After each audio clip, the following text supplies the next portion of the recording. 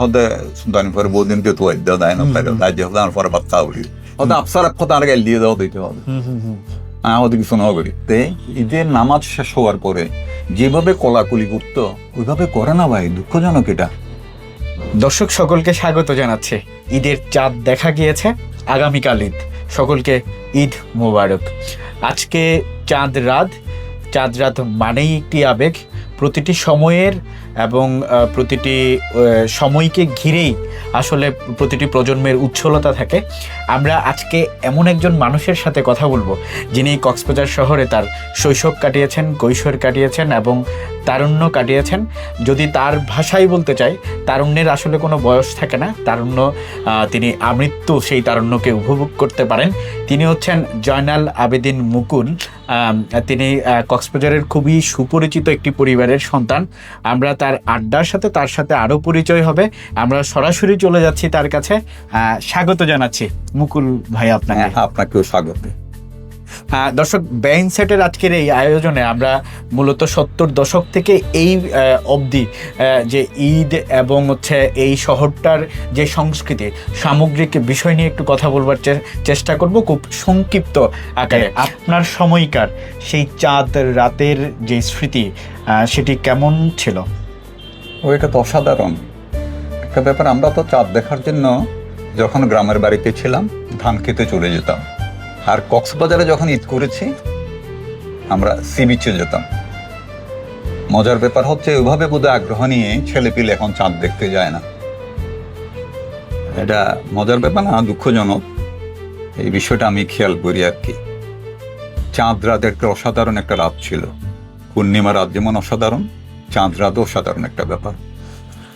উদযাপনটা কেমন থাকতো? উদযাপনটা হচ্ছে একটা বিষয় হচ্ছে বয়সের সাথে সাথে আমরা যে ঈদের আনন্দ, এটা ধরন চেঞ্জ হচ্ছে, ঠিক না?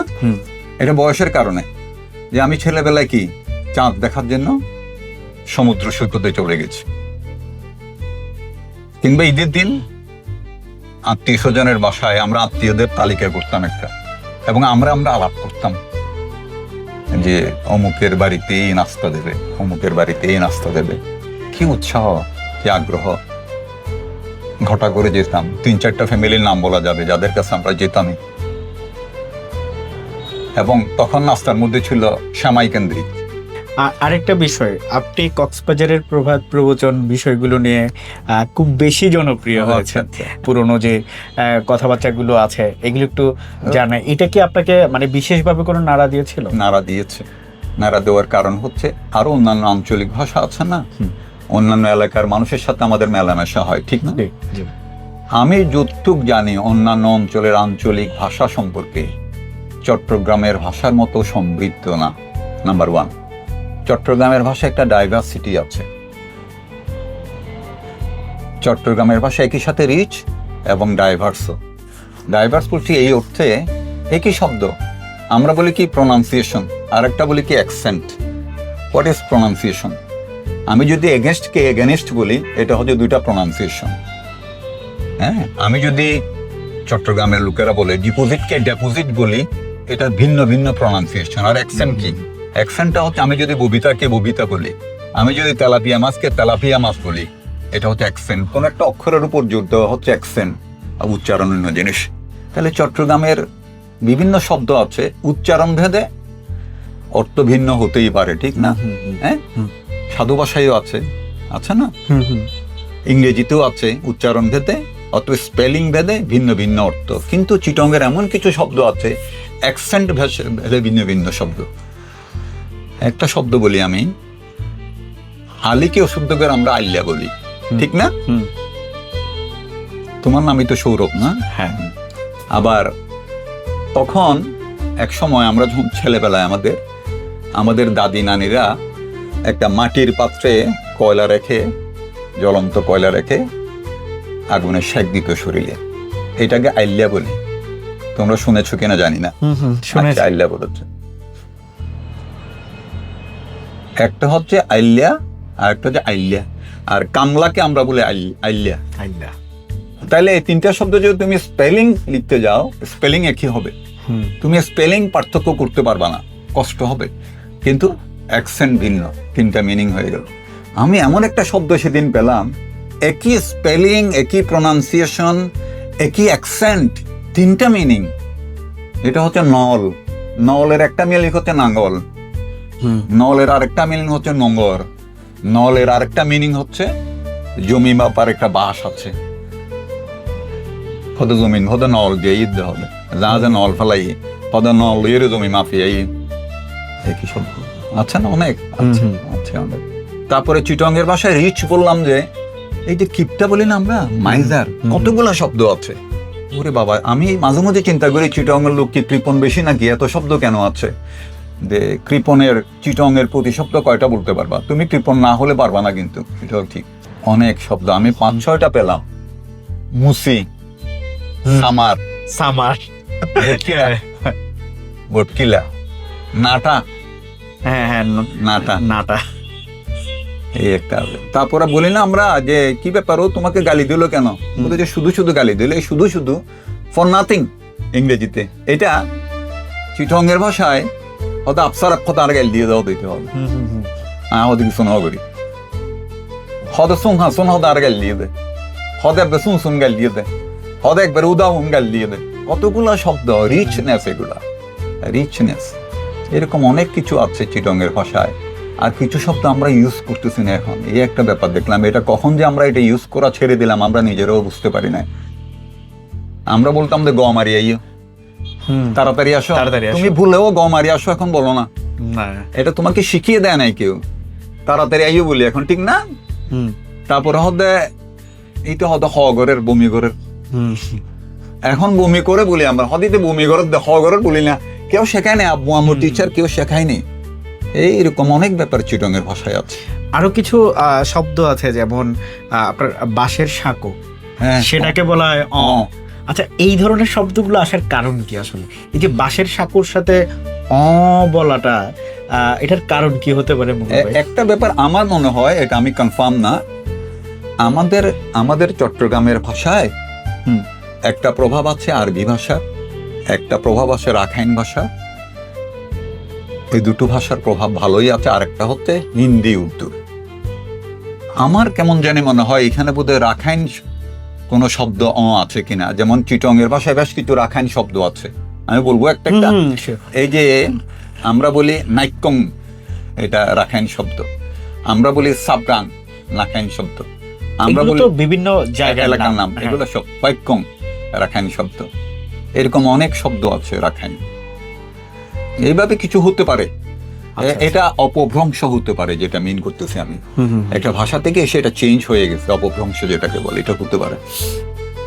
আরেকটা বিষয় সেটা হচ্ছে, যেহেতু আমরা চট্টগ্রামের ভাষা নিয়ে একটু আলোচনা করছি, যে অনেককে দেখা যায় মানে খুব আদর করে তাকে গালি দিয়ে কথা বলছে, তারপরে খুব রেগে গেছে তাও গালি দিয়ে কথা বলছে, মানে কাউকে সরে যেতে বলছে তাও গালি দিয়ে হচ্ছে গিয়ে বিষয়টা বলছেন। এই বিষয়টাকে আসলে আপনি কিভাবে দেখেন? এটাও তো চট্টগ্রামের ভাষার একটা বিশেষত্ব। এই বিশেষত্ব এই অর্থে, তুমি বললা যে যখন রেগে নিজের ক্ষোভ প্রকাশ করে তখনও গালি দেয়, আবার যখন আদর করে নিজের স্নেহ প্রকাশ করে নিজের ফিলিংস তখনও গালি দেয়। কিন্তু অভিব্যক্তিটার পার্থক্য থাকে। তুমি কি রাগ করে বললা নাকি আমাকে ভালো জেনে ভালোবেসে বললা, আমি বুঝতে পারবো। হয়তো তুমি হয়তো পরে বহুদিন কেউ দেয় না, পরে বাচ্চা বোঝা যায় এগুলো অভিব্যক্তি, আবদার করে বলা, আবদার করে বোঝা যায়। এটা একটা বিশেষত্ব না? একই জিনিস ইউজ করতেছে কিন্তু স্টাইল, তারপরে অভিব্যক্তি, হ্যাঁ, সবকিছু মিলে বোঝা যাচ্ছে এটাকে out of feelings, out of over feelings নাকি আউট অফ অ্যাঙ্গার বোঝা যাইতো। আচ্ছা, এটা কি অন্য কোনো বাংলাদেশের অন্য কোনো জায়গায় কি এরকম আছে যে খুব আদর করে তাকে মানে গালি দিয়ে বলছে যে হচ্ছে গিয়ে? আমার মনে হয় না, আমি জেনে নি, আমার জানা নাই। এমন কোন স্মৃতি কি আপনার আছে শৈশবের যেটি আপনাকে খুব বেশি হাসায় এখনো পর্যন্ত? একটা ব্যাপার আমাকে খুব হাসায়, ওই যে বললাম কিছুক্ষণ আগে, আমার কৈশোরে দুরন্তপনা ছিল না, বিফলতা ছিল। আসলে যেটাতে অভ্যস্ত না ওটা করতে গেলে খুব বিব্রতকর অবস্থায় পড়ে। আমি তো দুরন্ত স্বভাবের ছেলে ছিলাম না, কিশোর ছিলাম না, কিন্তু মাঝে মধ্যে দুরন্তপনা পেয়ে বসতো, কিন্তু সুবিধা করতে পারতাম না। একবার আমি একটা পরীক্ষায় একটা সাবজেক্টে খুব পুয়ার নাম্বার পেয়েছিলাম। আমি কি করলাম, খাতাটা ছিঁড়ে কক্সবাজার স্কুলে, তোমরা ওই অবস্থায় কক্সবাজার স্কুলকে দেখা সৌভাগ্য তোমাদের হয় না, কর্নার একটা কুয়ার মতো ছিল, পাকা কুয়া, ওটা অ্যাবান্ডন, ওটা ইউজ হতো না, ওইখানে আমি ছিঁড়ে ফেলে দিলাম। কিন্তু আমার বড় ভাই ছিলেন স্কুল টিচার, উনি ব্যাপারটা জেনে ফেলেছেন। আমি পর হাসলাম, আমি যে কত বড় বোকা, আমি নাম্বার যে কম পেয়েছি এটা গোপন করার কোনো সুযোগ আছে? যেখানে স্বয়ং আমার বড় ভাই স্কুল টিচার সালাউদ্দিন স্যার, হ্যাঁ, এসব ব্যাপারগুলো আছে আর কি। আর কয়েকটা দুরন্তপনা বলবো আমি। একবার স্টেডিয়ামে আমরা টিকিট পাইনি, দেয়াল টপকিয়ে খেলা দেখেছিলাম, তাও 3-4 জন বন্ধুর কাঁধে পিটিয়ে ভর করা। এসব চিন্তা করলে হাসি পায় আর কি।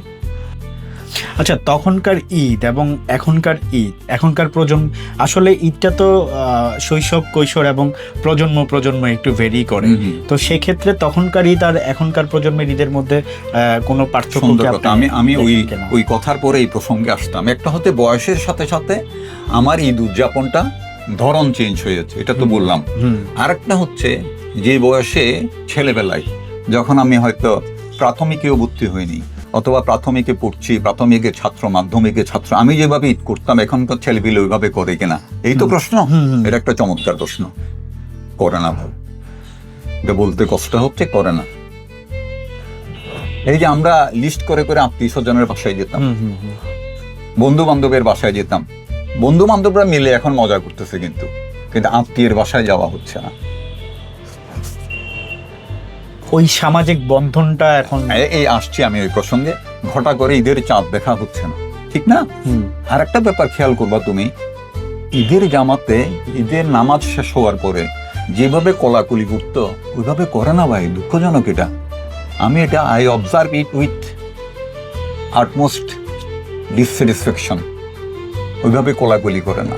তো ঈদের এটা কি, শিক্ষাটা কি?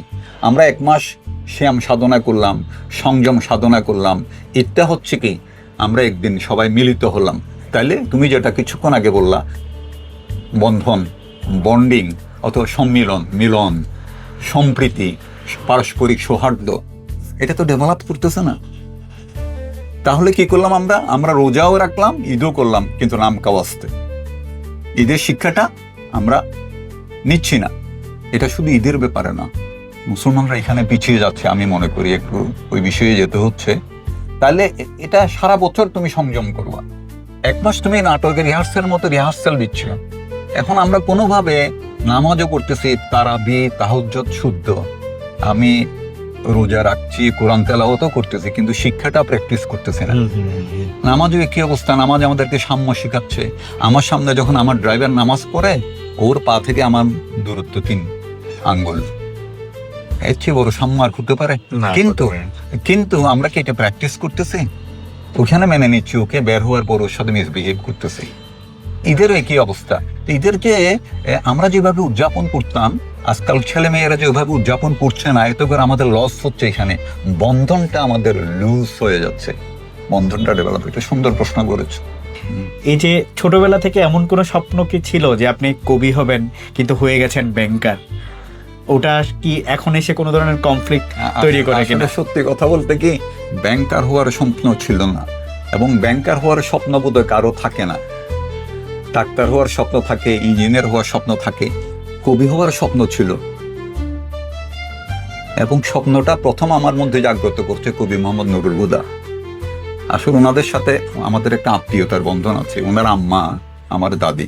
আচ্ছা, কথাটা এভাবে বলার কারণ হচ্ছে, ওনার আব্বা আম্মা যখন সেপারেশন হয়ে গেল, ওনার মাকে আমার দাদা বিয়ে করলে, এবং উনি ম্যাট্রিক পর্যন্ত আমাদের বাড়িতে আসা যাওয়া করে বড় হয়েছেন। উনি সেই হিসাবে কোনো প্রোগ্রামে আমাকে দেখলে বলে যে, মুকুল তো আমার ছেলে। শুনলাম যে আমার মেজো দাদির ছেলে নুরুল হুদা কবি, বাংলাদেশের প্রথম কাতারে। যখন প্রথম শুনলাম, আমারও ইচ্ছে হলো আমি তো কবি হতে পারি বোধহয়। এটা আমার মনে আসছিল, কিন্তু এটা কল্পনা। আর আমার নেচারটা কিরকম ছিল, কল্পনা করতাম আমি এটা হবো ওটা হবো, সিরিয়াস না। কিন্তু এই নেচারের মানুষ আর কি, এই নেচারের মানুষ আছে না, ওই নেচারের ছিলাম।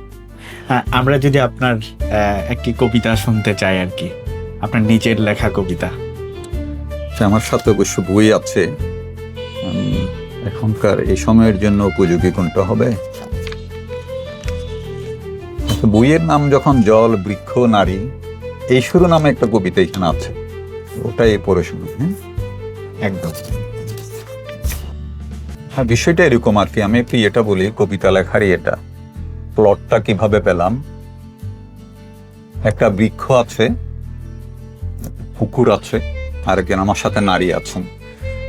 আমি দুটানায় পড়ে না, আমি তেটানায় পড়ে গিয়েছিলাম, কি নারীর পাশে বসে থাকবো নাকি পুকুরে নেমে গোসল করবো, কারণ গ্রামের কথা মনে পড়েছে। আর বৃক্ষটা এমন, চাইলে আমি ওখানে উঠতে পারবো আর কি, শাখায় অনেক নিচে শাখাগুলো। তা আমরা আম গাছে উঠতাম, পেয়ারা গাছে উঠতাম, মনে পড়লো পুকুরে নামতে চাইলাম, নারী নিষেধ করে, না না আমার পাশে বসে থাকো। গাছে উঠতে চাইলাম, তাও নিষেধ করে, ওই মাছ দুপুরে বা গাছে উঠতে নাই। পুকুরে একই কথা, যে সূর্য এখন মধ্য গগনে, এখন পুকুরে নামতে নাই। এই ধরনের একটা কবিতা। কবিতার নাম জল, বৃক্ষ ও নারী। জল বলে নেমে এসো,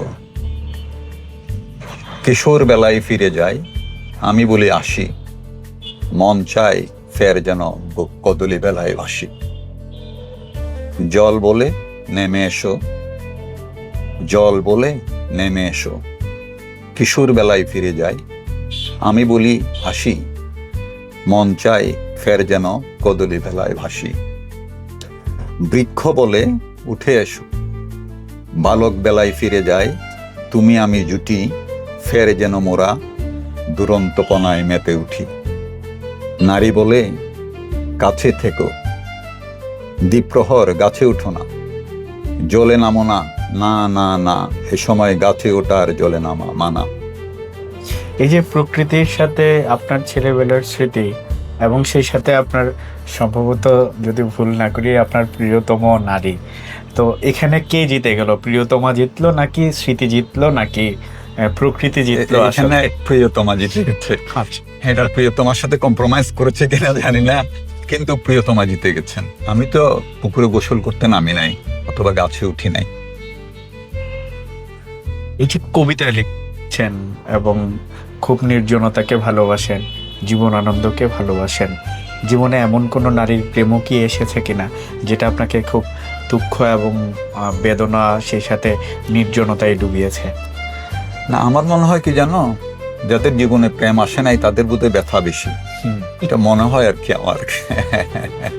আমার তাই মনে হয়। আমাকে যদি জিজ্ঞেস করে আপনার জীবনে কোনো অতৃপ্তি আছে কিনা, আমার ওটাই বলতে হবে, প্রেম হয়নি কখনো। প্রেম হয়নি কখনো। এবং আরেকটা অতৃপ্তি আছে, ঢাকা বিশ্ববিদ্যালয়ে করতে পারিনি, অত করিনি, এই আর কি। আচ্ছা, কবিতার প্রতি ভালোবাসাটা বললেন যে আপনার একজন প্রিয়জন কবি ছিলেন, আত্মীয়। এই ছাড়াও কি অন্য কোনো বিশেষ কারণ ছিল ছোটবেলা থেকে যে আপনি কবি হবেন, বা আপনি স্বপ্নটা দেখেছেন কি যে ভবিষ্যতে আমি এটাই হতে চাই? আসলে সুন্দর কথা। একজন আত্মীয়ের কথা বললাম, ওটা তো আছেই। মানুষের শারীরিক যেমন একটা গড়ন আছে, মেন্টাল একটা বিল্ট আপ আছে। একটা হচ্ছে ফিজিক্যাল বিল্ট আপ, আর একটা হচ্ছে মেন্টাল বিল্ট আপ। আমরা ইংরেজিতে পড়েছি, মানুষের রক্তে নাকি 5টা কম্পোনেন্ট থাকে। একটা হচ্ছে ব্লাড, একটা হচ্ছে কলার, এই কলার না, এটা কলার, COLER সম্ভবত। একটা হচ্ছে মেলাঙ্কোলি, একটা হচ্ছে ফ্লেম। হ্যাঁ, সম্ভবত এই 4টাই। তো যাদের এটা ব্যালেন্সড হতে হবে, তাহলে মানুষটা ব্যালেন্সড। আমার কেমন জানি মনে হয় আমার আব্বা খুব ব্যালেন্সড মানুষ ছিলেন। তো যাদের মেলাঙ্কোলি বেশি, তারা খুব মেলাঙ্কোলিক নেচার হয়, সবসময় মন খারাপ, মন মরা, বিষণ্ণতা, বিষাদগ্রস্ততা। আর যাদের ব্লাড বেশি, তারা খুব হিরোইক হয়, নেতাজি সুভাষচন্দ্র বসু, কাজী নজরুল ইসলাম। মেলাঙ্কোলিক একজন কবির কথা বলি, জীবনানন্দ দাশ। আচ্ছা, যাদের ফ্লেম বেশি, বলে না ওদের এটা হলে ক্যান্থা তাবুতে নির্বিকার ফ্লেম। যাদের কলের বেশি, ওরা খুব রাগী হয়। তো সাধারণত যাদের ব্লাডে মেলাঙ্কলির ইয়েটা বেশি, তারাই কবি হয়। এখানে ব্যতিক্রম 2-1জন আছে, কাজী নজরুল ইসলাম একজন। তো আমার বোধহয় আমি আমার সম্পর্কে আমার একটা অ্যাসেসমেন্ট, আমার ব্লাড বোধহয় মেলাঙ্কলিটা বেশি। সব মিলিয়ে যদি বলেন যে আগামীর কক্সবাজারকে আপনি কেমন দেখতে চান এবং ভবিষ্যৎ প্রজন্ম প্রতি আপনার কোনো বার্তা আছে কিনা? আগামী দিনে কক্সবাজার সব দিক দিয়ে আমরা যে অনেক প্রসঙ্গে আলাপ করলাম, হ্যাঁ, আমাদের তো শুধু উচ্চ ডিগ্রি নিলে হবে না, আমরা হাইয়ার এডুকেশন নেব, হ্যাঁ, সর্বোচ্চ ডিগ্রি নেব বিশ্ববিদ্যালয় থেকে, আমাদের ব্রিলিয়ান্ট একাডেমিক ক্যালিবার থাকবে। এটা সব কিছু না, আমাদের ছেলেপিলেরা যাতে সব দিক দিয়ে গড়ে ওঠে, এটা আদব কায়দা থেকে শুরু করে শিষ্টাচার সব কিছু। হ্যাঁ, আমি এক্সট্রাঅর্ডিনারি ব্রিলিয়ান্ট, আমার কোনো কন্ট্রিবিউশন নাই, দরকার তো নাই, এটা আর কি। আর কক্সবাজারে প্রচুর সম্ভাবনা আছে। এই কমিউনিটি অ্যালায়েন্সিতে একটা প্রোগ্রাম করলো, আমিও ছিলাম, প্রচুর সম্ভাবনা আছে। বললাম যে কক্সবাজার, ওই যে তুমি খুব সুন্দর বলেছো, সৃষ্টিকর্তা নৈবেদ্য দিয়ে সাজিয়েছে, কক্সবাজার প্রচুর স্কোপ আছে। আর একটা কক্সবাজারের একটা সুবিধা কি জানো, কক্সবাজারের ছেলে পেলে বোধহয় ইনবর্ন একটু ট্যালেন্ট, একটু বোধহয় ট্যালেন্টেড, ব্রিলিয়ান্ট আমার মনে হয়। কক্সবাজারের ছেলেদের প্ল্যানিংটা কম, একটু ইমোশন তাড়িত, একটু হুজুগে। নাহলে কক্সবাজারের ছেলেদের অনেক বেশি সাহস আছে, শক্তি আছে। অসংখ্য ধন্যবাদ। আমরা দীর্ঘ আলাপ করছিলাম, আসলে এই আলাপ যেন শেষ হচ্ছিল না, তারপরে আমাদের শেষ করতে হচ্ছে নানান সময়ের সীমাবদ্ধতার কারণে। তো দর্শক, আগামীকাল ঈদ, সকলে ভালো থাকবেন, সুন্দর করে ঈদ পালন হোক, সকলের ভালো হোক, শুভ হোক এবং মানবতায় পরিপূর্ণ হোক আমাদের সকলের জীবন, এই প্রত্যাশা থাকলো। এবং আপনারা বেইন সেটের সাথে থাকবেন এমন প্রত্যাশা থাকলো। ধন্যবাদ সবাইকে।